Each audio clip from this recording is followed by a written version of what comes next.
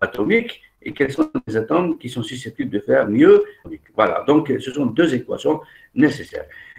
En tout état de cause, ça se décline donc en spectroscopie d'absorption atomique et d'émission atomique. Il nous faut quoi? Il faut passer à des températures élevées. Vous avez remarqué que nous avons utilisé des températures qui vont, rappelez-vous, de 2000 à 2500 à 3000 Kelvin, n'est-ce pas? Donc, ce sont des températures nécessaires pour faire passer l'atome à l'état atomique. Les éléments doivent passer à l'état atomique. Donc, si on remarque ce petit schéma que j'ai tenté de dessiner, tant bien que mal, voilà les différentes étapes pour arriver à faire, proprement dit, une analyse par spectroscopie atomique. Donc, si on commence par le haut et on descend au fur et à mesure vers le bas, on introduit d'abord l'échantillon inconnu. Bien sûr, il faut savoir que dans la spectroscopie atomique, la plus répandue, nous analysons des solutions, c'est-à-dire des solutions, généralement des solutions aqueuses. C'est-à-dire que vous avez, les éléments analysés doivent être dissous dans des solutions. Ça, c'est une information. Ce ne sont pas des substances à l'état solide ou à l'état gazeux, quoique aujourd'hui, il y a des équipements neufs, donc on va voir plus tard, qui arrivent à analyser des échantillons solides, mais la grande majorité des spectromètres d'absorption atomique sont destinés à analyser des solutions, de préférence des solutions aqueuses. D'accord? Donc voilà, nous sommes d'abord dans, comme vous pouvez le constater, dans l'échantillon analysé. Qu'est-ce qu'on fait? On fait la nébulisation. C'est quoi la nébulisation? D'abord, il y a l'aspiration de la solution. La nébulisation, c'est de pouvoir, grâce à un ventilet, une sorte de ventilateur, lorsque vous faites passer le liquide, le ventilateur, qu'est-ce qu'il fait? Il fragmente le liquide, c'est-à-dire il le coupe en gouttelettes. Alors, le liquide, il est coupé en gouttelettes, on appelle ça, ce phénomène-là, c'est la nébulisation. Notez bien le terme nébulisation. Nébulisation, je vous ai dit, c'est quoi ce phénomène-là? C'est un phénomène qui est nécessaire. D'abord, il faut fragmenter le liquide continu. Quand vous avez un liquide qui coule, la solution, quand on aspire la solution du tube à essai, vous avez un tube à essai, vous aspirez la solution du tube à essai, et quand vous aspirez cette solution, eh bien, qu'est-ce qui va se passer? Il y a le liquide continu, la nébulisation, elle le fragmente. Elle le fragmente, déjà, donc c'est un premier processus. Et par la suite, ce qui va se passer par la suite, c'est qu'on obtient un aérosol liquide-gaz. Voilà, vous le voyez. Donc, juste après la nébulisation, on obtient un aérosol liquide-gaz. C'est-à-dire, déjà, nous avons des gouttelettes qui sont en équilibre entre leur état liquide et leur état gazeux. Ça, c'est le passage de l'échantillon, premier passage.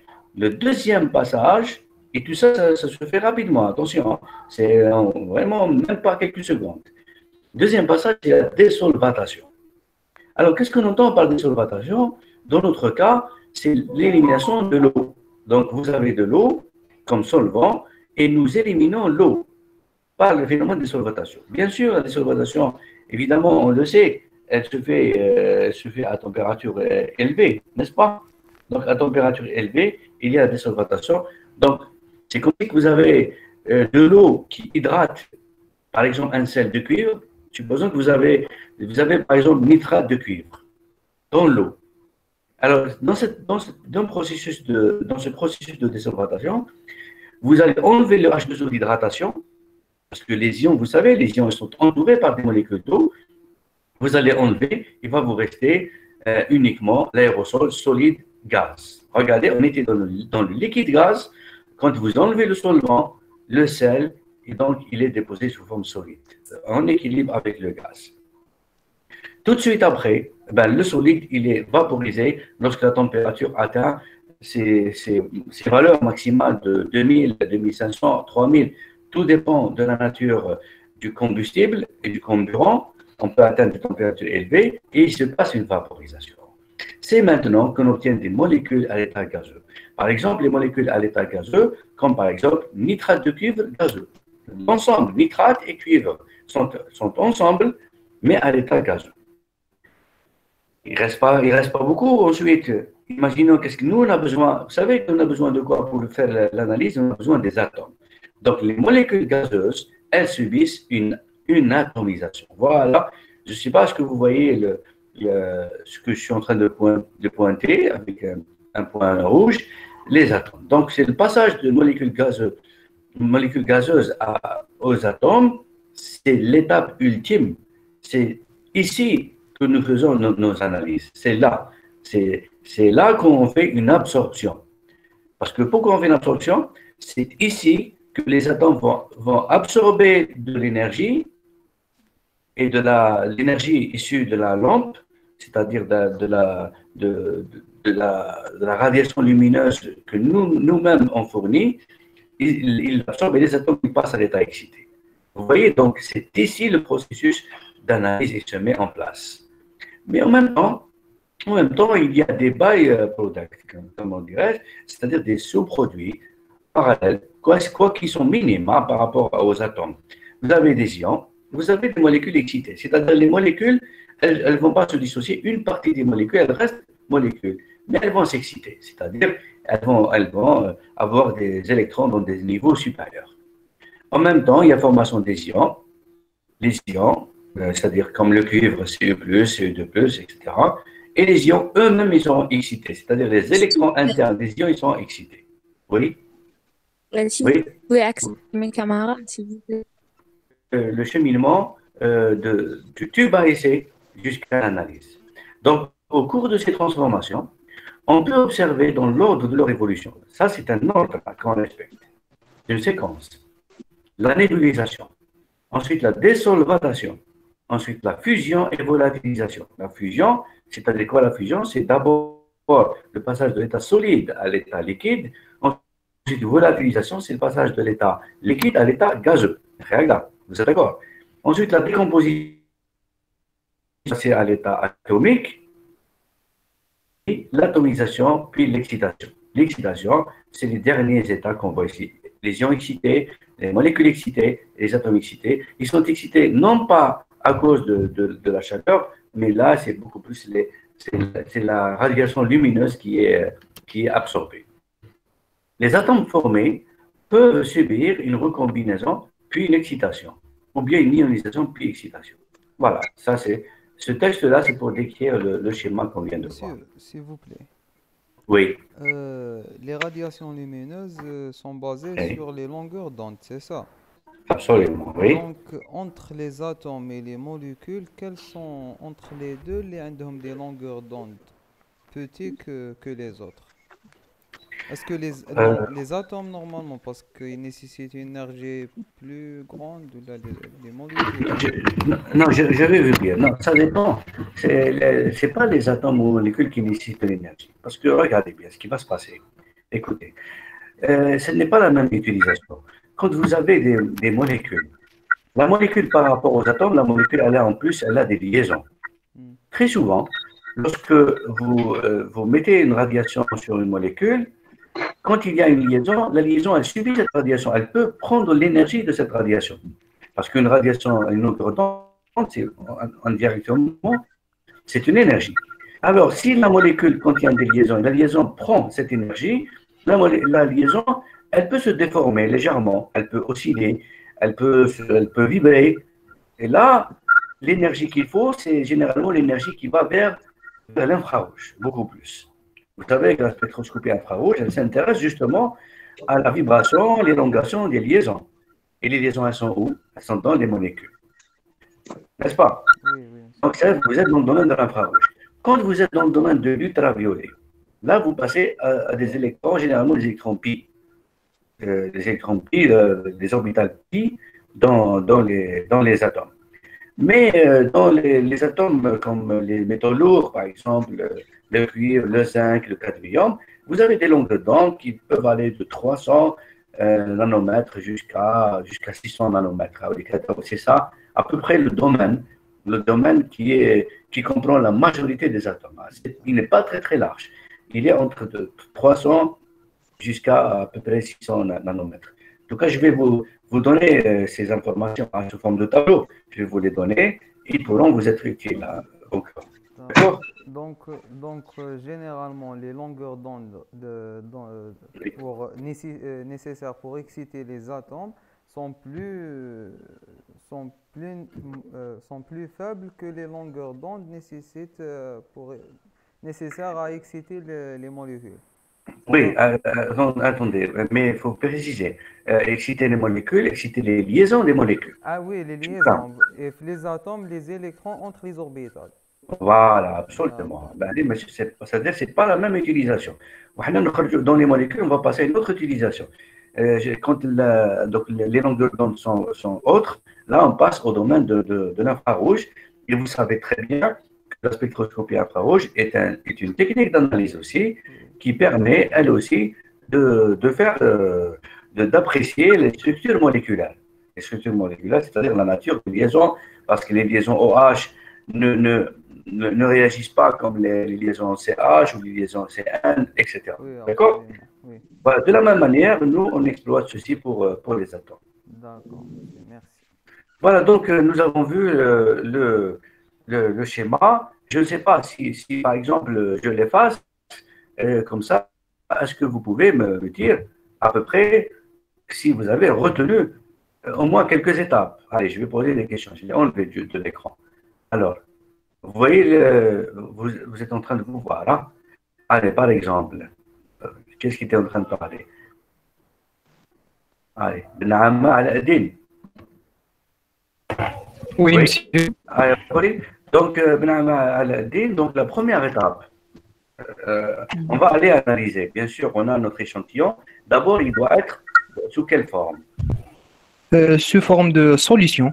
Absolument, oui. Sous forme de solution, c'est-à-dire, nous, on a affaire généralement à des solutions, des ions dans des solutions, c'est-à-dire nous devons les dissoudre. Donc, c'est ainsi Oui, que nous devons le traiter pour le dissoudre. Vous êtes oui, d'accord? oui. Voilà.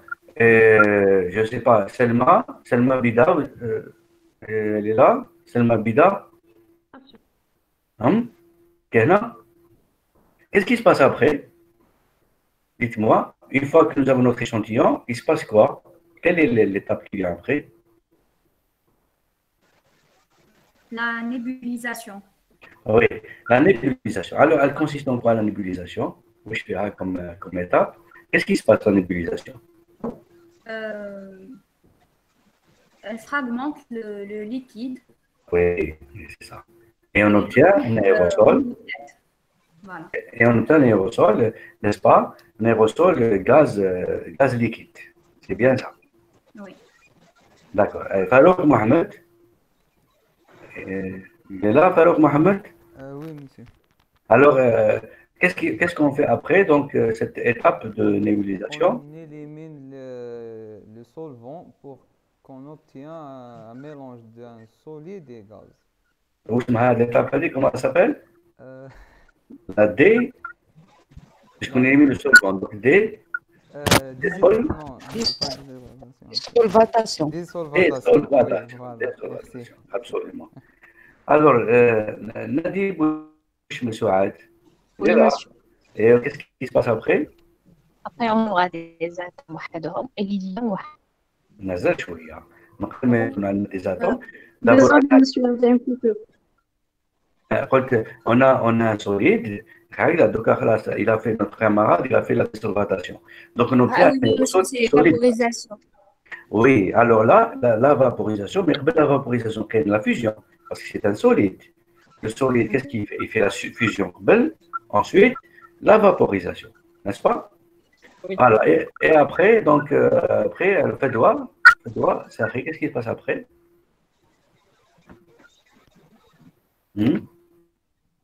Elle est là, Fedwa, ça fait?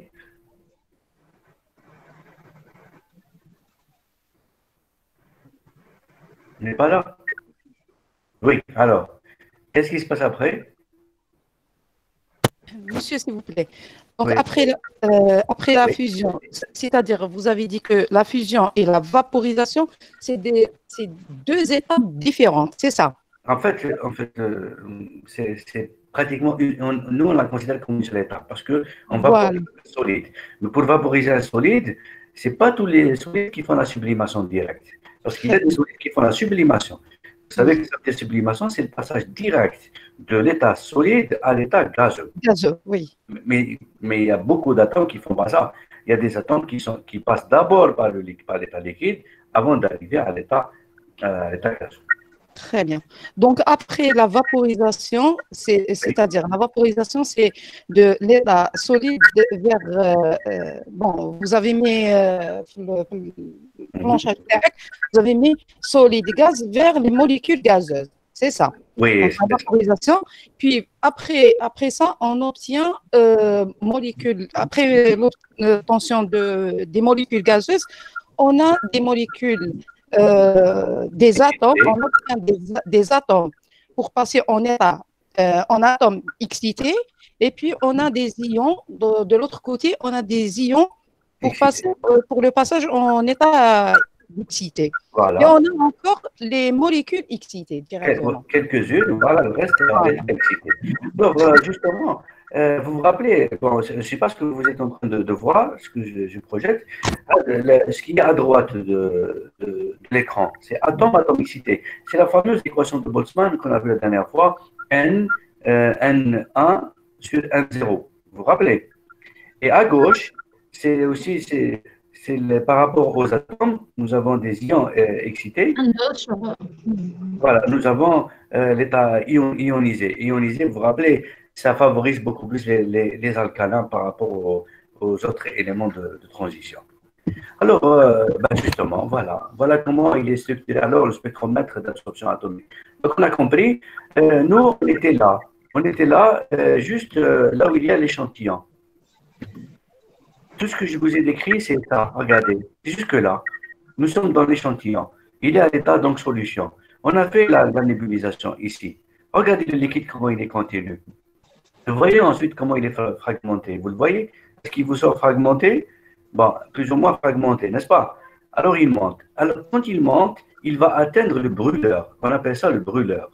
Et dans le brûleur, il y a, parce que les gaz, les conduites de gaz, ils rentrent dans ce tube-là, au même moment que le nébuliseur. Alors le nébuliseur, il fait rentrer l'échantillon sous forme de gouttelettes, mais en même moment, il y a un gaz qui rentre. Quel est le gaz qui rentre? Par exemple, l'acétylène, avec l'air. Alors, l'air et l'acétylène, ça vous donne la réaction de combustion. Une réaction de combustion, c'est-à-dire un hydrocarbure plus l'oxygène.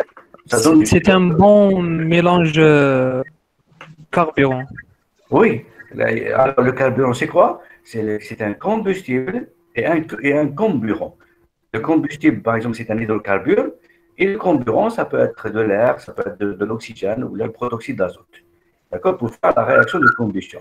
Donc, l'ensemble, il rentre ici. Donc, la flamme, elle s'allume. Parce qu'il y a une étincelle, il y a une flamme. Alors, cette flamme, c'est une flamme qui est chaude, qui a une température élevée.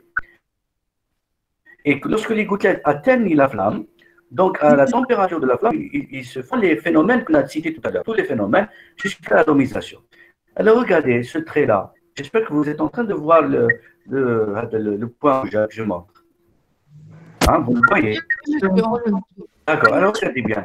Regardez ce qui se passe ici. Lorsque les atomes, ici, à ce point précis, lorsqu'ils montent les atomes, lorsqu'ils montent, il va y avoir tous les phénomènes. On arrive aux atomes, et lorsque les atomes croisent ce rayonnement lumineux, le rayonnement, il démarre d'ici. C'est le point de départ. C'est une lampe. La source lumineuse. Elle délivre une radiation lumineuse. Elle va nous délivrer une longueur d'onde. Par exemple, 350 nanomètres. Par exemple, et elle va rencontrer un certain nombre d'atomes. Il compte le cuivre, il compte le zinc, le cadmium, etc. Il y a seulement l'atome qui est capable d'absorber 350 nanomètres, par exemple, les retards, et qui va absorber les 350. Les autres qui ne sont pas intéressés, par exemple, si vous avez le zinc, il est intéressé par le 280. Donc, il ne réagit pas vis-à-vis de cette longueur d'onde. Vous prenez le cadmium, par exemple, il est intéressé par 320. Vous prenez le sodium, il est intéressé par 590. Vous voyez ce que je veux dire? Messieurs, si vous délivrez une longueur d'onde de 350, il n'y a qu'un seul atome qui a la capacité d'absorber cette longueur d'onde précise qui va réagir. Et donc, cette méthode, elle est sélective. Elle est sélective. C'est-à-dire, même si vous avez dans votre échantillon un mélange de plusieurs échantillons, de plusieurs éléments, si vous fixez une longueur d'onde ici, dans la source lumineuse, vous ne pouvez détecter qu'un seul élément bien déterminé. Donc, vous choisissez la source lumineuse. Vous allez choisir la source du cadmium. On va l'enlever. Vous mettez une autre source, du cuivre, pour analyser le cuivre. Si vous voulez analyser le zinc, vous enlevez cette source lumineuse du cadmium et du cuivre, vous mettez une autre source lumineuse qui va délivrer la longueur d'onde du zinc. Et donc, qu'est-ce qui va se passer? Lorsque la longueur d'onde elle est traversée par l'atome, et donc elle croise l'atome, il est excité. Il est excité, évidemment, il n'est pas dans son état fondamental, et donc il a absorbé cet excès d'énergie. Ça veut dire l'énergie qui est incidente ici, la longueur d'onde qui est incidente, n'est pas la même qui sort là. Une partie, elle a été captée par un atome, elle a été absorbée par un atome. Par exemple, si elle rentre I0, et elle sort ici de la flamme, elle sort I. I par rapport à I0, I est plus petit que I0. Ça, c'est l'intensité de la lumière, n'est-ce pas? Parce qu'une partie, elle a été absorbée. Et puis, bien sûr, elle passe par un monochromateur. Pourquoi un monochromateur? Parce que normalement, c'est légitime de poser la question. Je vous pose la question à tout ça. Pourquoi c'est un monochromateur du moment que nous, on délivre une source lumineuse monochromatique? La longueur d'onde qui sort d'ici, on la fixe. Par exemple, elle va nous délivrer une seule longueur d'onde. Par exemple, 350. Par exemple, 320. Par exemple, 580. Donc, elle est déjà monochromatique. Alors, on a besoin d'un monochromateur, alors ici, en plus. Qui peut me répondre? Monsieur, Parce que c'est sélectif, c'est ça. Hein? Parce que c'est sélectif par rapport au... Oui. Continuez. Bon, je ne sais pas, mais par rapport à Webfund, on a mis un monochromateur parce que c'est... Oui, c'est une analyse sélective, effectivement. Voilà. Qu'est-ce qu'on fait? On fixe une longueur d'onde pour analyser un seul élément. On choisit l'élément qu'on veut analyser. Mais ma question, c'est pourquoi alors un monochromateur ici? Qu'est-ce qu'il y a une autre réponse supplémentaire? pour qu'il envoie les radiations émises par les atomes une par une vers le détecteur. C'est ça? Quel atome? Quel atome? Après, les atomes, après qu'ils sont excités, Oui. ils vont revenir à l'état Fondamental. Donc, ils vont émettre des radiations, des radiations qu'ils vont absorber déjà. Ouais, donc les radiations, elles sont différentes de la longueur d'onde indienne. Ils vont absorber 350. Normalement, s'ils absorbent 350 nanomètres, pour passer à l'état excité, pour revenir à l'état fondamental, il doit dégager 350. N'est-ce pas? Oui. Mais vous n'êtes pas loin de la réponse à la colère. Est-ce que quelqu'un va encore participer? Il va peut-être trouver la réponse. Voilà, qu'est-ce qu'il veut parler? Vous avez une idée? Bon, c'est pas grave. Écoutez, ce qui se passe en réalité ici, c'est vrai. Là, il y a une flamme. Regarde. Vous savez que la flamme, sans la longueur d'onde, déjà la flamme elle-même, elle est lumineuse. Une flamme, quand vous êtes dans le foudrement. Disons que vous êtes dans un noir absolu et vous voulez éclairer un peu. Vous pouvez allumer un feu, n'est-ce pas? Le feu ou une flamme, est-ce qu'il dégage une lumière? Il la dégage. Alors, du moment que le feu ou la flamme dégage déjà une lumière, tous les autres atomes qui sont là, pas seulement le cuivre que nous avons sélectionné, nous, et là, il peut y avoir un mélange, le zinc, le cadmium. Quand ils reçoivent la lumière émise par le brûleur, même si elle est minime, ils vont quand même eux aussi réagir. Et donc, la longueur d'onde qui sort ici, ce n'est pas simplement 350. Il rajoute d'autres longueurs d'onde. Le monochromateur, il va fixer, il va filtrer toutes les longueurs d'onde. Il ne va prendre que la longueur d'onde qui nous intéresse, c'est-à-dire celle que nous avons Pour fixée au départ. restreindre la lumière des climats. Oui. Oui, mais ça a été. c'est pour restreindre la lumière اللي بعتناها من la source. La source, oui. C'est-à-dire la restreinte, c'est exactement. C'est-à-dire retrouver uniquement la lumière dans la source. Les autres lumières, les brûleurs, les autres atomes qui réagissent vis-à-vis du brûleur, il y a d'autres lumières qui sortent. Elles ne sont pas concentrées, comme la source lumineuse, mais elles peuvent perturber. Le monochromateur, il va les filtrer, il ne va donc laisser passer que la celle correspondant initialement à la source lumineuse. Voilà, donc du monochromateur. Après, il y a le détecteur. Alors, le détecteur, qu'est-ce qu'il fait? Eh ben, il va mesurer. C'est celui-là qui va mesurer l'intensité de la lumière qui est reçue ici par rapport à celle qui a été émise. Généralement, si elle est émise I0, eh ben, elle est détectée ici I. La différence entre les deux, elle a été absorbée. Vous voulez qu'il y ait les atomes. S'il y a des atomes. Alors, s'il n'y a aucun atome ici, s'il n'y a que l'eau distillée, la lumière qui rentre I0, aucun élément ne va l'absorber, elle va ressortir I0. Le fait qu'elle sort I au lieu de I0, ça veut dire qu'il y a des atomes qui l'ont absorbé. C'est déjà une première analyse qualitative. Elle vous indique déjà qu'il y a des atomes qui absorbent. Si maintenant le détecteur détecte un faible signal, il y a un amplificateur, comme celui de Doppler qu'on a vu par exemple. L'amplificateur, il augmente l'intensité du signal, il le rend détectable, il le rend donc mesurable, et puis le résultat est affiché. Voilà donc grosso modo le schéma de principe de l'absorption atomique. L'élément clé ici dans l'absorption atomique, il y a un seul élément clé, c'est-à-dire il y a une pièce maîtresse ici dans ce schéma-là. Est-ce que vous pouvez me dire, d'après vous, c'est lequel? Et la pièce maîtresse ici, qui est la plus importante. C'est le schéma caractéristique du spectromètre d'absorption atomique. Peut-être c'est la source lumineuse, parce qu'il y a elle va gérer le nombre de...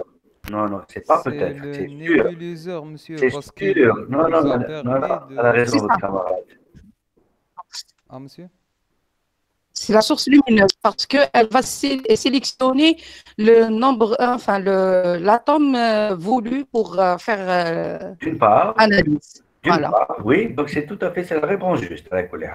C'est vrai. Donc c'est d'une part, il y a la réponse parce qu'elle elle va nous donner une analyse sélective spécifique à un seul élément, d'une part.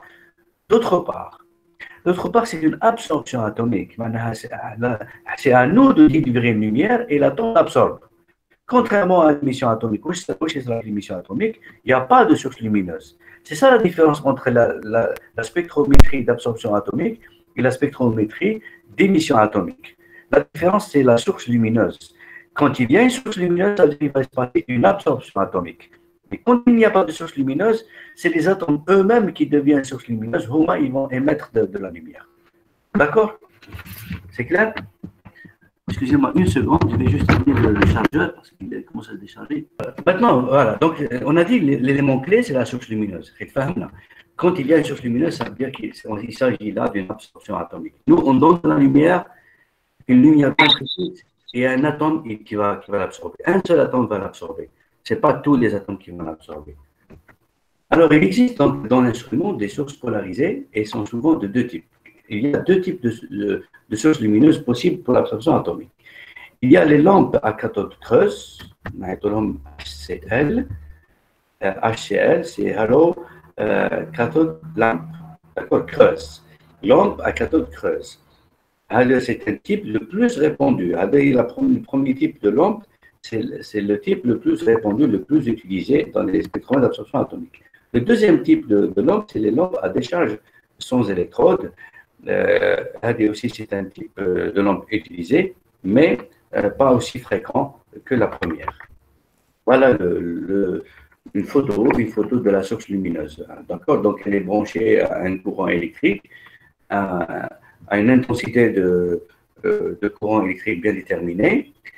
Et puis, il y a la couverture ici, elle est en quartz, pour optimiser le rayonnement, c'est-à-dire pour ne pas absorber aucun rayonnement, parce que si on n'utilise pas le quartz, si on utilise du verre, le verre, il va quand même, il va absorber. Vous savez, le verre, il absorbe un peu de la lumière. Il va pas la laisser passer entièrement.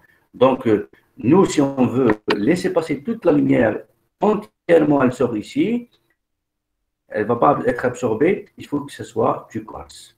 À l'intérieur, il va y avoir un gaz inerte, parce qu'il y a une cathode ici. Allez, c'est la cathode. Donc, il y a un système cathode et anode pour justement délivrer une petite réaction au niveau de la cathode. Il va y avoir une petite réaction, et cette petite réaction, elle va engendrer donc l'émission d'une lumière.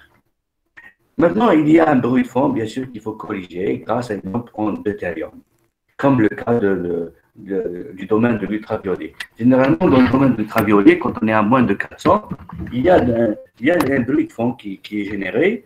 Et pour corriger ce bruit de fond, on utilise toujours une lampe en deutérium, hein, dans ce domaine-là. Quand on est dans le domaine du visible, où là, par exemple, à 450 ou à 500 nanomètres, on peut s'en passer de cette lampe de deutérium. On peut ne pas l'utiliser. Voilà, donc voici le schéma d'une lampe à cathode creuse. Regardez, c'est le même. Je vous ai dit, il y a une cathode et une anode. Alors, il y a un gaz à l'intérieur. Elle est scellée, elle est bien fermée, la lampe en quartz. Elle est bien fermée, elle est scellée, et à l'intérieur, il y a un gaz qui s'échappe. Ça peut être du néon ou l'argon. Alors, au niveau de la cathode, il va y avoir une réaction. La réaction, quand est-ce qu'elle va se dérouler? Quand on branche au courant électrique. Donc, c'est une lampe qui se branche, comme toutes les lampes. Allez, vous branchez à une prise, bon, spécifique, la prise, elle est dans l'équipement, dans l'appareil d'analyse. Dès que vous branchez, il va y avoir donc génération d'un courant électrique ici au niveau de la cathode. Et le gaz qui est à l'intérieur, par exemple l'argon qui est ici, c'est l'argon qui va réagir. Vous savez, l'argon, c'est un gaz rare. Comme le néon, d'ailleurs, c'est un gaz rare. Et vous savez que les gaz rares, ils sont quand même stables. Ça, vous avez des notions par rapport au tableau périodique. Vous avez des notions générales sur le tableau périodique des éléments. Et vous savez que tous les éléments qui sont dans la dernière colonne du tableau périodique, on les appelle les gaz rares. Ce sont les éléments les plus stables, y compris le néon et l'argon. Alors, s'ils sont très stables, ça veut dire qu'ils n'ont aucune tendance ni à capter des électrons, ni à perdre des électrons. C'est ça la caractéristique des gaz rares. Eh bien, justement, nous, on va aller contre nature. Contre nature, ça veut dire quoi? Malgré que l'argon n'est pas disposé à perdre ou absorber ou à capter des électrons, nous, on le met dans des conditions intérieures avec la charge électrique qui est ici, on va l'ioniser. Et c'est quelque chose qui, comme je viens de citer, elle est contre nature de l'argon. L'argon, non, il ne peut pas supporter être ionisé. C'est un gaz rare. Le gaz rare, il est de nature stable parce qu'il est saturé. C'est un élément saturé, il a tous ses électrons. Alors, dès que l'argon il est ionisé, il va chercher quelque chose pour lui arracher l'électron pour revenir à son état fondamental. Donc, c'est l'argon qui va exciter la cathode. Il va lui arracher des électrons. Il va exciter les éléments de la cathode. Mais c'est quoi la cathode? Eh bien, ce morceau-là que je suis en train de montrer, elle est constituée d'un élément. La cathode, c'est un métal. Si elle est utilisée du métal cuivre, elle va nous donner uniquement la lumière du cuivre. Si on veut doser le cuivre. Si on veut utiliser une lampe pour doser le zinc, le métal, ce métal, il doit être de nature zinc. Si on veut doser le cadmium, il faut que le matériau qui constitue la cathode, il doit être de même nature. Donc, qu'est-ce qui change dans une lampe à cathode creuse? C'est la nature de la cathode. La cathode, elle est formée de métal. Et le métal, il peut être le métal de notre choix qu'on veut analyser. Si on veut analyser du cuivre, nous devons prendre une cathode, une lampe cathode creuse. Dans le métal, à l'intérieur, qui constitue la cathode, il doit être le même élément qu'on veut analyser. Voilà ce qui passe donc au niveau de la cathode creuse. La voici, la cathode.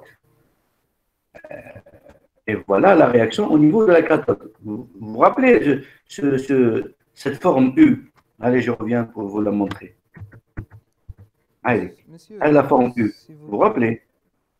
Oui, Donc, avec la cathode creuse, on peut analyser que des atomes métalliques, c'est ça, parce que elle est basée sur le métal qui est hmm, dans la cathode. absolument, oui. Oui, et ben, c'est pour cela que la spectroscopie d'absorption atomique en général, elle permet d'analyser les métaux. Ah, donc, Les métaux. d'accord. Donc, si on a un gaz, par exemple, l'hydrogène ou bien une autre Hein, atome non métallique, donc on ne peut oui, pas l'analyser. jamais, on ne peut pas l'analyser. Ah, Effectivement, vous avez d'accord. raison. Vous D'accord. avez donc bien compris. C'est pour ça, tout à l'heure, je vous ai dit, ça peut aller aussi dans le même sens. Quand je dis, nous avons affaire à des éléments chimiques qui sont dissous dans l'eau. Vous imaginez que ce n'est pas un gaz qu'on va dissoudre dans l'eau. C'est généralement, c'est des sels, c'est des électrolytes qui sont constitués de métaux qui peuvent se constituer comme ça sous forme de cathodes. C'est pour ça que l'absorption atomique, elle est destinée surtout à tous les éléments du bloc D, du tableau périodique. Et vous avez en tête à peu près le tableau périodique. Il y a des éléments du bloc S, il y a des éléments du bloc D, il y a des éléments du bloc P. Vous avez une idée. Les éléments du bloc D, ça démarre du titane, au vanadium, au chrome, au manganèse, au fer, au cobalt, au nickel, au zinc, au cadmium, au cuivre, à l'argent, à tout le molybdène, tous ces éléments-là, donc ils peuvent être utilisés ici comme cathode. Donc avec le morceau métallique qui est ici, c'est celui que je schématise là. Avec ce qui se passe. Je vous ai dit qu'il y a de l'argon. Ou ça, c'est le métal. C'est ça le métal M. Par exemple, c'est du cuivre. Par exemple, c'est du zinc. Quand l'argon il est ionisé, parce qu'on l'a mis dans une chambre, dans un tube en quartz, et on a branché à l'électricité, l'argon il s'ionise. L'argon ne pourra pas accepter d'être ionisé. Qu'est-ce qu'il va faire? Il va aller tout de suite arracher les électrons du métal pour lui revenir à son état fondamental. Et donc, l'argon, il va exciter le métal et le métal, il passe à être excité. Dès que le métal il passe à exciter, qu'est-ce qu'il fait? Il dégage la longueur d'onde lorsqu'il il retourne à son état fondamental. Cette longueur d'onde qui est dégagée lambda, c'est elle qui va quitter, qui va aller directement sortir de cette lampe et se diriger, bien sûr, vers la flamme que nous avons vue tout à l'heure. D'accord? Donc, dans les phénomènes qui se produisent au niveau de la cathode, de la cathode de la lampe à cathode creuse, il y a la pulvérisation, l'excitation et l'émission de la lumière. Donc, c'est le métal qui est excité. Grâce à quoi? Grâce au gaz inerte qui est à l'intérieur de la lampe. Donc, si la lampe elle est usée, si elle est fissurée, si le gaz qui est à l'intérieur il est médiocre ou il est dégagé, elle ne peut plus faire office de lampe à cathode creuse. Donc, elle va être usée, elle ne peut plus réagir. Et c'est pour cela aussi que la lampe elle a une durée de vie. Parce que vous imaginez toutes les attaques que subit le métal ici, quotidiennement, lorsque vous utilisez cette lampe, il subit quand même des dégradations, ce qui fait que la lampe elle a un certain volume horaire de durée de vie. Alors, le deuxième type de lampe, c'est l'électrodeless décharge lampe. C'est la lampe à décharge sans électrode. Et bon, elle n'est pas très, très utilisée, je vous ai dit. L'essentiel, c'est qu'elle est constituée. C'est la lampe à décharge électrique sans électrode. Alors, elle contient une quantité du métal à analyser introduite à l'intérieur de la lampe. Donc, il y a le métal à l'intérieur. Oui, c'est ça. Où un champ créé par un générateur radiofréquence provoque son excitation. La même chose. Donc, toujours nous, on excite le métal. Suite à cela, une radiation caractéristique de l'élément est émise. Donc, regardez la différence ici, la différence là. Mais qu'est-ce qui met le système à l'électrode avec l'argon qui excite? Non. Qu'est-ce qui excite le métal qui est à l'intérieur? C'est une radiofréquence qui est générée. D'accord? Radiofréquence, c'est-à-dire de la fréquence. C'est-à-dire c'est des longueurs d'onde très, très puissantes. Cette lampe est plus intense et dans certains cas plus sensible que la lampe HCl, mais malheureusement très peu utilisée comparativement à la lampe HCl. Donc nous avons voilà une idée. Regardez les spectromètres d'absorption atomique, quelques modèles, quelques marques. Par exemple celui-là, le spectromètre Perkin-Elmer, spectromètre d'absorption atomique. Eh bien, celui-là, nous l'avons à la faculté de chimie. Il est dans mon laboratoire. C'est le même spectromètre. Vos camarades disons, des promotions précédentes, ils l'ont visité. Ils l'ont vu. Je l'ai allumé devant vos camarades.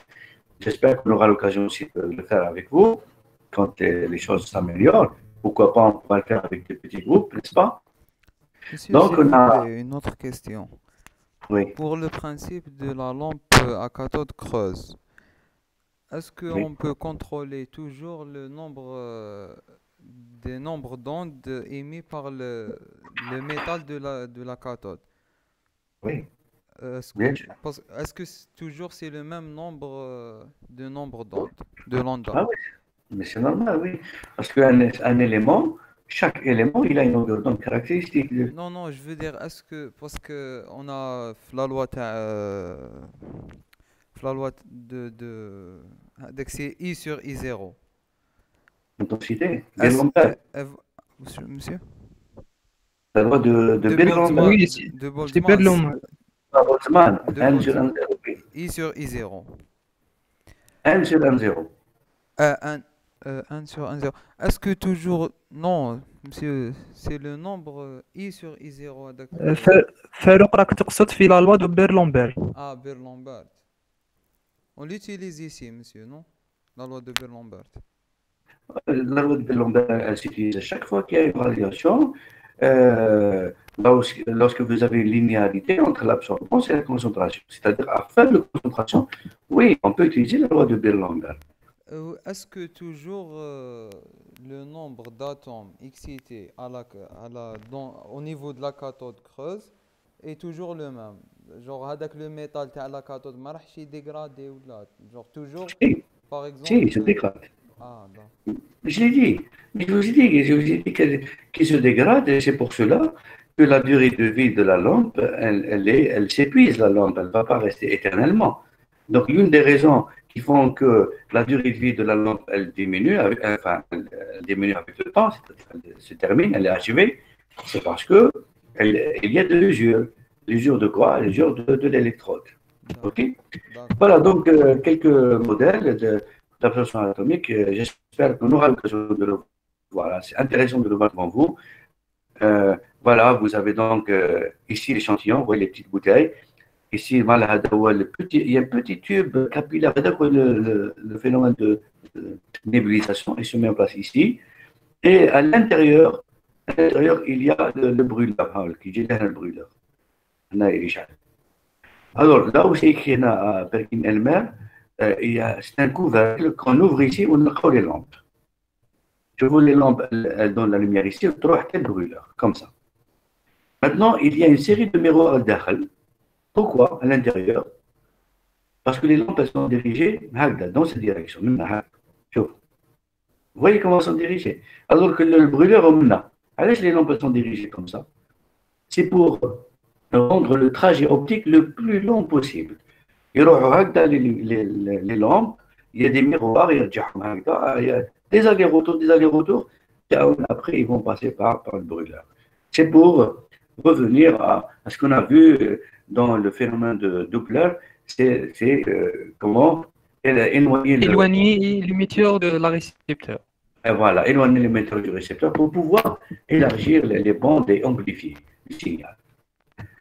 Il y a un autre spectromètre d'absorption atomique au niveau de la faculté de chimie aussi, de marque analytique Jena, aussi il est performant, donc c'est la même chose. Hein. Écoutez, seulement chaque équipement, il a ses longueurs d'onde qui sont propres, c'est-à-dire je ne peux pas utiliser les lampes de cet équipement dans celui-là, vous voyez. Alors, vous voyez la flamme, elle est allumée ici comme exemple. Il y a une flamme qui est allumée, est-ce que vous arrivez à la voir? Voilà, une petite flamme qui est allumée là. C'est le passeport d'échantillon. Vous avez le choix. Soit vous le faites passer manuellement, la petite fiole, les tubes à essai. Vous voyez ce capillaire d'ailleurs, le petit tube blanc, vous faites rentrer dans le tube ou la fiole. Avec le capillaire, le tuyau, c'est un petit tuyau, c'est un petit capillaire. Vous faites rentrer dans la fiole, en bas du khroch. Le liquide il rentre à travers le tuyau ou il rentre dans le système de nébulisation. Voilà, c'est les deux picettes, on les remplit avec de l'eau distillée pour pouvoir faire la dilution sur place. Par exemple, si on programme l'appareil et, comme vous avez dit tout à l'heure, loi de Beer-Lambert, etc., si on voit qu'on dépasse la linéarité, par exemple, on a des concentrations très très élevées, on peut programmer et lui demander de faire la dilution lui-même.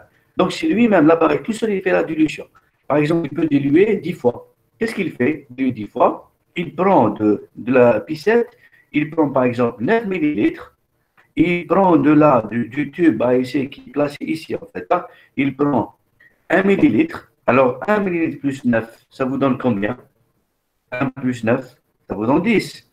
Ça veut dire qu'il va diluer 10 fois. Donc, il y a la dilution automatique. Voilà, il y a aussi un autre équipement de spectromètre d'absorption atomique de marque Thermo. Il est aussi au niveau de l'université. Celui-là est au niveau du nouveau plateau technique d'analyse physico-chimique. Vous avez entendu parler du plateau technique d'analyse physico-chimique, n'est-ce pas? Il est au niveau après la dernière faculté de génie des procédés. Donc celui-là aussi, j'aimerais vous faire visiter aussi. Donc c'est la même chose, mais c'est une autre marque. D'accord? Le capillaire, le tube qui permet d'absorber le lumière. Donc la flamme, le four, c'est le four. C'est un autre dispositif pour doser les vapeurs froides, pour doser le mercure, parce que le mercure, le mercure, on ne peut pas l'analyser avec les autres, parce que le mercure, il est spécial. Le mercure, là, il est spécial, le mercure. Il peut me dire pourquoi le mercure il est spécial? Est-ce que vous avez une idée? C'est un métal, le mercure. Ça, il est sous quelle forme? Parce qu'il est le seul métal liquide. Voilà. Exactement. C'est pour ça. Et donc, on ne va pas l'analyser comme les autres. Il y a un dispositif particulier pour le mercure. Je vais vous parler de cela. Ça permet de doser le mercure. Il y a aussi d'autres éléments spéciaux à analyser, comme l'arsenic, l'antimoine,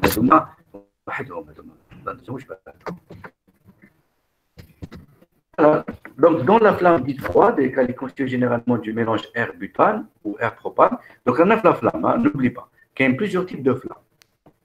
Les interactions qui sont dues aux anions ou bien aux cations sont plus importantes qu'en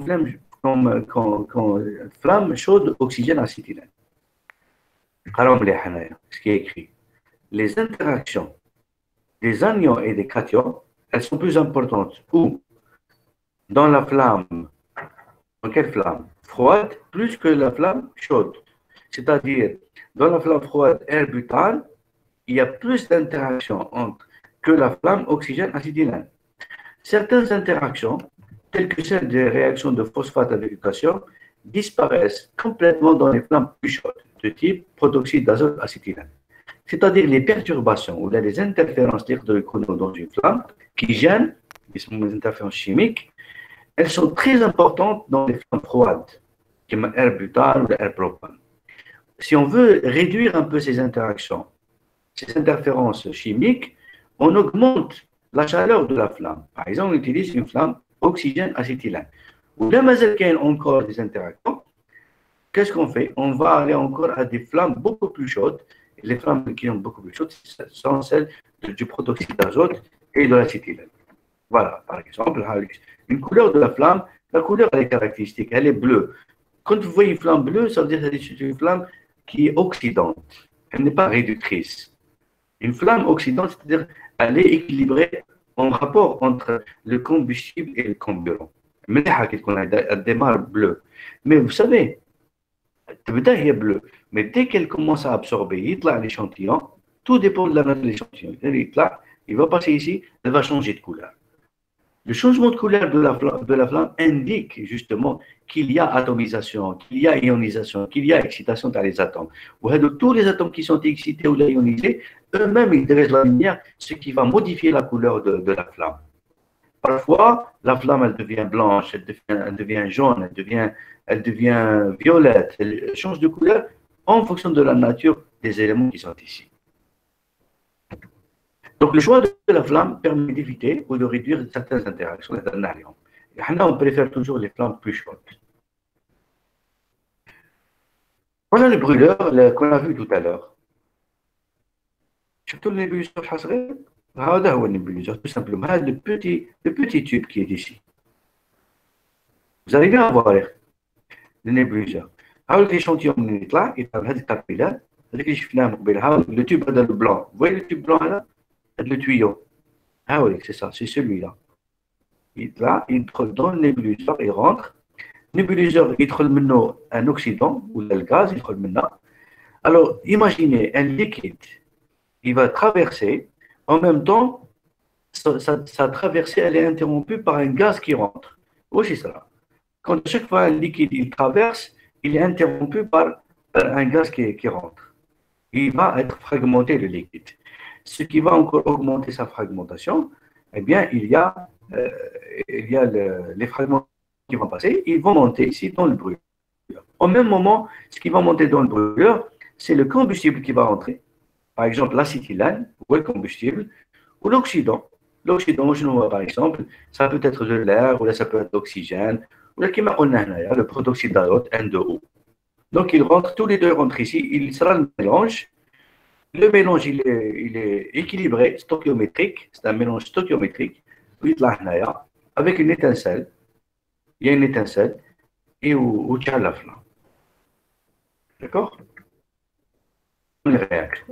Monsieur, s'il vous plaît, avant d'avancer, je déconnectais depuis tout à l'heure, donc j'ai pas bien entendu la réponse de la question de pourquoi on utilise le mercure isolé ou bien isolé.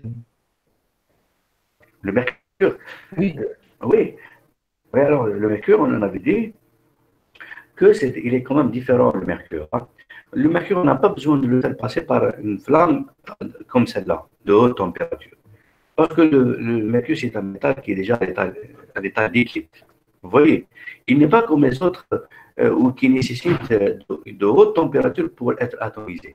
Il suffit qu'il subisse 40 degrés, 50 degrés pour qu'il soit atomisé. Donc, c'est pour cela que pour le mercure, il y a un dispositif particulier qu'on utilise. Nous allons voir l'analyseur à vapeur froide. Donc, froid. C'est des vapeurs froides qui ne nécessitent pas une haute température. Ok, monsieur, merci. Voilà. Donc, regardez les réactions. Quelle est la différence entre les deux réactions? C2H2, comment on l'appelle? Un combustible. N2O, comment on l'appelle? Un carburant. Quand on mélange les deux, c'est un mélange stoichiométrique. C'est-à-dire qu'il faut 5 volumes de protoxyde d'azote pour un volume de C2H2. Le volume, c'est en même temps une molarité. Pour un gaz, une mole de gaz correspond à quel volume? Une mole de gaz, quel volume d'une mole de gaz? 22,4. Exactement, 22,4 litres. 22,4 litres, c'est le volume d'une mole. Justement, on mélange des volumes. Alors, un volume de l'acétylène avec 5 volumes de N2O, la réaction est équilibrée, elle donne 2 CO2 plus H2O plus 5 N2. C'est une réaction de combustion. C'est la réaction de combustion. Je vous la flamme, la flamme, elle n'aura plus de C2H2 de N2O. Mais je n'existe plus dans la flamme. Il y a la flamme intérieure. Il y a de l'eau, il y a du CO2, il y a du N2, il y a aussi les métaux, les ions métalliques qu'on analyse. Il va se passer des choses alors entre le CO2 et le métal, ou entre H2O et le métal. C'est dans le cas où on utilise une stoichiométrie 5 avec 1. Si on réduit la stoichiométrie, supposons qu'on a un débit de l'air ou du protoxyde d'azote ou de l'oxygène, il est faible. C'est-à-dire qu'il y a moins d'oxygène. Au lieu d'obtenir du CO2, on obtient quoi? Du CO. Au lieu d'obtenir du H2O, on obtient du H2. C'est-à-dire qu'il y a moins d'oxygène. Et là, la flamme, elle ne sera pas bleue au départ. Elle sera déjà un petit peu rouge. Elle sera rougeâtre. Donc, c'est une indication que la flamme, elle manque d'oxygène. Parce qu'une flamme qui manque d'oxygène, elle libère le CO. Vous savez que le CO, d'ailleurs, même à la maison, vous faites attention. Le CO est toxique. Quand vous avez des flammes qui ne sont pas bleues, c'est une indication que vous n'avez pas du CO2, du H2O. Vous avez du CO qui sort. Donc, la durée de vie de formation des atomes, due à la décomposition thermique dans la flamme, ne dépasse pas 10 puissance moins 4 secondes. Sur 10 puissance moins 4 secondes, on a l'échelle atomique. L'échelle de temps ou l'échelle de temps des atomes n'est pas la même. 10 puissance moins 4 secondes, c'est très très faible. Ça, à la décomposition thermique. Ça, 10 puissance moins 4 secondes, vous allez remarquer qu'elle est très très élevée par rapport au temps de séjour des électrons à l'excité. C'est venu la dernière fois grâce à l'équation de Doppler, si vous vous rappelez, on a de l'ordre de 10 puissance moins 11 secondes. Donc, il est très très très faible. D'accord. Regardez, j'ai essayé de colorier un peu les flammes. Quand une flamme bleue, à peu près, quand les flammes réductrices, elles sont un petit peu rouges. Alors, ce qui différencie les deux flammes, il y a plusieurs caractéristiques. La flamme oxydante, c'est la première réaction. La flamme réductrice, c'est la deuxième réaction. Qui a au moins trois caractéristiques différentes. Qui la forme de la flamme, le panache de la flamme. Le panache de la flamme, il dit sous forme d'une poire, sur l'anjas, ou sous forme d'une pomme, avec une poêle comme la différence entre flamme oxydante et flamme réductrice. Il y a trois différences. Il y a la forme. La forme oxydante, elle est sous forme de poire. La flamme réductrice, elle est sous forme de pomme. Donc la forme, elle est différente. Là, on peut distinguer. Quelle est la couleur? Quand elle est bleue, elle est oxydante. Quand elle est rouge, elle est réductrice. La hauteur du centre de la flamme. Alors, le centre de la flamme, il va être à peu près plus élevé dans une flamme réductrice que dans une flamme oxydante. C'est-à-dire, il va y avoir plusieurs traits comme ça qui vont se dessiner. Tu vois à peu près où la flamme elle a une coloration concentrée, elle est intense. Elle est plus élevée dans la flamme réductrice, c'est-à-dire l'intensité où la couleur très intense, elle est plus élevée, alia, par rapport à la flamme oxydante. Donc, ça permet donc de distinguer un peu les différentes couleurs. Voilà, donc, comme les bouteilles de gaz que j'utilise, tu vois, de passage, il y a des choses que vous voyez tous les jours, vous n'avez jamais remarqué peut-être, mais dorénavant, vous allez les remarquer. Donc, dans les couloirs de la faculté, vous allez de temps en temps voir devant les portes des laboratoires des bouteilles qui attendent. La forme est petite de taille, à peu près 1m20, 1m50, c'est une bouteille d'acétylène, c'est de H2. Et H2, c'est une bouteille de protoxyde d'azote. D'accord. Donc, la couleur, elle est universelle. Hein. De toutes les couleurs des bouteilles, elles vous indiquent la nature du gaz. Voilà, donc, c'est pratiquement la dernière diapo. Vous vous rappelez tout à l'heure, comme la réaction, on produit du CO2 et du H2O, c'est-à-dire le métal qui est dans la flamme, qu'on veut analyser. Par exemple, il y a du cuivre, ou il y a du zinc, ou il y a du cadmium. Il va quand même subir une interférence chimique. Parce que le cuivre, il peut réagir avec CO2 pour donner des carbonates de cuivre. Il peut réagir avec H2O pour donner des hydroxydes de cuivre ou là des oxydes de cuivre. Ce qui va réduire un peu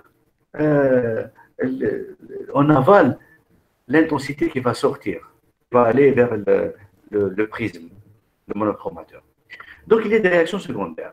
Des réactions secondaires avec les composants de la flamme, comme les oxydes, les hydroxydes et les carbonates. C'est-à-dire le métal. S'il trouve de l'oxygène dans la flamme, il peut se combiner pour donner MO.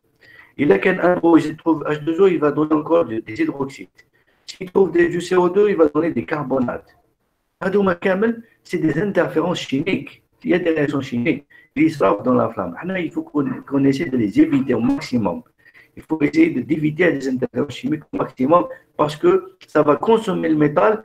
Ou donc, moins le métal, lorsqu'il n'est pas libre, le métal, lorsqu'il est combiné avec du carbonate ou des hydroxydes ou des oxydes, s'il est combiné, il ne pourra pas absorber l'intensité de lumière qu'on lui donne. Et donc, ça va réduire un peu la fiabilité de l'analyse. Nous, notre rôle, justement, c'est de pouvoir limiter les interférences et nous allons le faire. Hein. Il y a des méthodes pour le faire, je vais vous les indiquer. La dernière fois, je vous ai donné une indication déjà, moi, l'HFO, comment faire pour éliminer les interférences d'ionisation. Écoutez comme la dernière fois. Il y a des méthodes. Par exemple, je connais pas. Comment éliminer les interférences d'ionisation? Coucou, vous êtes là? Oh. Est-ce que vous êtes là? Oui, on est là. Oui, on est là, monsieur. Ah, vous êtes là. Donc, la dernière fois, je vous ai dit comment éliminer les interférences d'ionisation. Par l'ajout d'un autre élément qui est Hmm. facilement ionisable Facilement par rapport à notre élément que l'on Très bien. veut analyser. Vous pouvez me donner un exemple ou deux? Justement, l'exemple. Les j'ai alcalins, oublié. normalement. Les alcalins, lesquels? Voilà, Potassium. les alcalins, oui. Potassium. Le CS et canon. Le CS. Voilà, le potassium et le césium. Absolument. Que je fais de règle. Voilà. Donc, en général, voilà, les réactions chimiques, en général, les deux combinaisons combustibles les plus utilisées, donc, dorénavant, vous allez rencontrer des spectrums d'absorption atomique. Très souvent, vous les trouvez à l'intérieur des bouteilles d'acétylène, protoxyde d'azote et un compresseur d'air. D'accord? La stoichiométrie, elle vous dit quelque chose, 1 sur 12,5, 1 sur 5. Et la stoichiométrie, avec de l'air. Pas comme l'air. Si vous utilisez dans les réactions, vous utilisez la réaction acétylène plus l'oxygène. Autrement, vous n'utilisez pas l'oxygène, vous utilisez de l'air. L'air, est-ce qu'il contient 100% d'oxygène? Est-ce qu'il y a 100% d'oxygène dans l'air? Il y a combien d'oxygène dans l'air? 75. Il y a 60 d'azote. L'azote qui est majoritaire, Non, l'oxygène, il est moins de 30%. Voilà. je pense. Il y a l'azote Oui. qui est à peu près à 80% et l'oxygène il est à peu près à 20%. Voilà. Un cinquième. C'est pour ça que je vous dis un cinquième. Donc l'air, il faut toujours penser que si vous faites rentrer un volume d'air, en réalité, ce que vous faites rentrer, c'est un cinquième du volume, c'est de l'oxygène. Donc, si vous avez besoin d'un volume d'oxygène, vous devez faire rentrer combien de volumes d'air pour avoir un volume d'oxygène? Il faut faire rentrer 5 volumes d'air. Voilà. 5 volumes de l'air correspondent à un volume d'oxygène et à 4 volumes d'azote. Voilà avec les températures dans les flammes, hein, à peu près. Hein.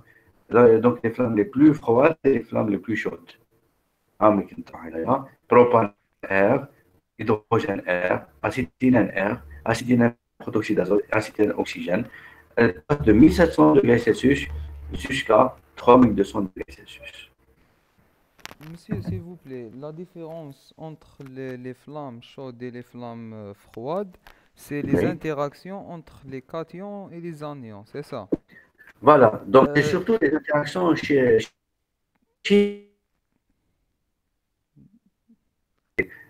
vous avez le calcium, par exemple, si vous voulez analyser le calcium, Ca, et vous avez dans votre solution, par exemple, l'acide phosphorique.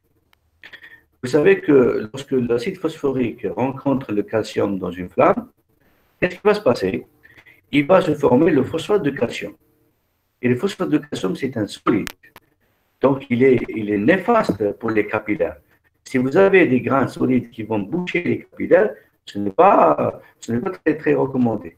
Et dans ce cas-là, il faut faire appel à votre habilité et à votre expérience de chimiste, d'analyste, pour faire face justement à ces perturbations. Très souvent, on corrige les perturbations chimiques en amont, mais en aval. En amont, c'est-à-dire l'analyse par spectroscopie d'absorption atomique. Par exemple, comme l'exemple des phosphates. Vous devez éviter les phosphates, il faut qu'ils évitent le calcium. Pour les faire éviter les phosphates, au milieu acide. Donc, vous allez ajouter un acide. Quand vous ajoutez un acide, vous allez abaisser le pH. Qu'est-ce qui fait l'acide? Les H+, ils vont se lier avec les PO4. Et vous obtenez le H2PO4-. Vous rajoutez encore H+, vous obtenez le H3PO4. Le H3PO4 ne peut pas se lier avec le calcium, parce que le calcium, il se lie avec les PO4 3 Et donc là, vous corrigez les interférences chimiques en additionnant le pH. Et donc, qu'est-ce qu'on fait en général? Dans l'échantillon dans la fiole ou le tube à essai, Très souvent, vous le mettez en milieu acide. Donc, on apprend quelque chose là maintenant. Alors, maintenant, pour éliminer les interférences d'ionisation, on rajoute les alcalins, le KCl. Ou là, on rajoute un acide nitrique ou l'acide chlorhydrique. L'acide s'il a ajouté, pourquoi faire?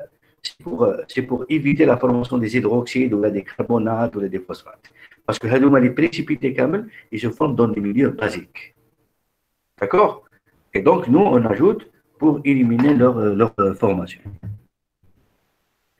Voilà, est-ce que vous avez d'autres questions? S'il vous plaît, monsieur. Oui. Par rapport le diapo que vous avez mis à la hauteur de la flamme. D'accord, oui.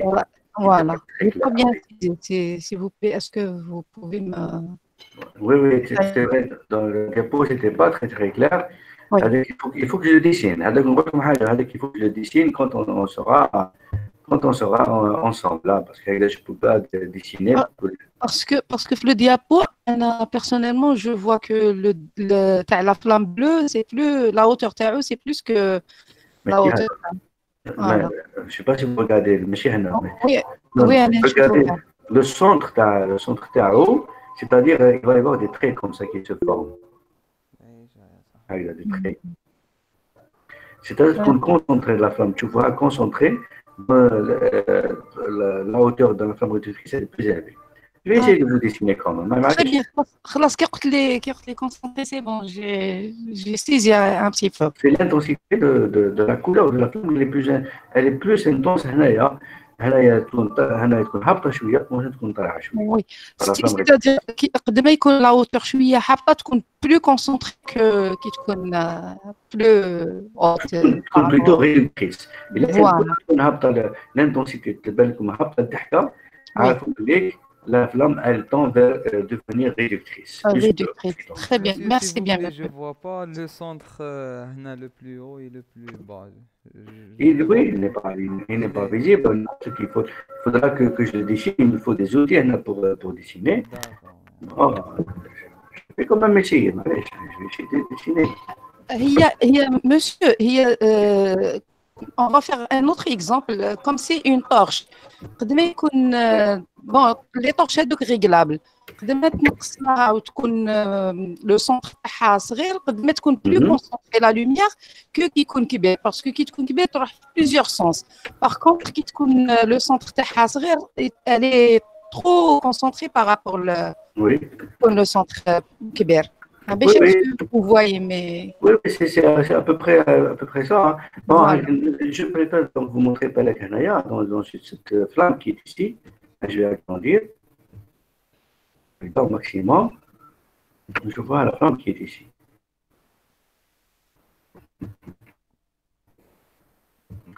Tu vois la couleur de la flamme. Est-ce qu'elle est homogène partout, la flamme? C'est pas la même intensité partout. Non, elle n'est pas homogène. Non, c'est pas le même. Mais il faut plus rouge. Elle est plus claire. Oui, elle est plus claire, mais oui, tout à fait. Voilà, donc elle est plus intense. Voilà, c'est la même chose. Si vous comparez, donc, c'est le centre du panache. On est concentré, on est intense, pensé, c'est le centre du panache de la flamme. D'accord? Mais en réalité, ce qui permet de mieux distinguer entre la flamme réductrice et la flamme oxydante. Mais si tu as le centre, et déjà la couleur. La couleur, elle est caractéristique. Pourquoi chercher ce qui est compliqué?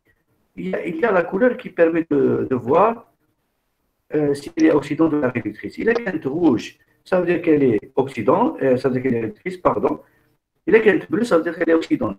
Où je m'entends oxydante? C'est un excès de quoi? Un excès de l'oxygène ou un excès du carburant? Il y a une teinte oxydante. L'oxygène, très bien. Ou la teinte réductrice, ça veut dire qu'il y a un manque du combustible, du carburant. Il y a un manque de l'oxygène. Il y a une teinte hamra. Il y a une teinte rouge, ça veut dire qu'il y a un manque de l'oxygène. Allez, prendre l'information. Regardez. Ouais, je vais vous dire. Je vous mets. Je vais essayer de décrire beaucoup plus grand. Vous avez par exemple Ca de plus. Il réagit plus. De plus. Allez, Ca de plus réagit avec PO4 3 mois. Pour donner quoi? Qu'est-ce qu'il donne? Moi, j'ai atteint. ما بالكمش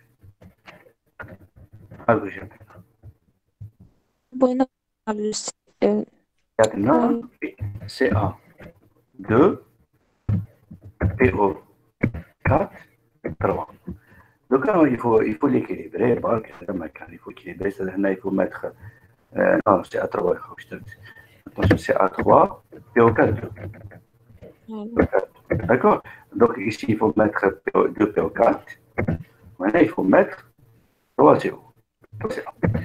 Alors, c'est un solide. Le CA3PO4, c'est un solide. Il va nous gêner. Qu'est-ce qu'on va faire? Eh bien, on va ajouter un H+. Moi, j'ai dit H+. Il va transformer le PO4 en moins. Il va le H+, il va dire H3PO4. Il va beaucoup de H+. Il va dire H3PO4. Est-ce que H3PO4 va donner ça? Non, il ne peut pas le donner. Alors, il ne peut pas donner cette réaction. Et donc, on ne va pas former le phosphate de calcium. On est tranquille, on a des calciums, ils sont libres. D'accord? Là, il ne donne pas. Il ne donne pas la réaction du phosphate de calcium. Est-ce que c'est clair? Voilà le rôle du pH. Et vous êtes là. Voilà, c'est tout.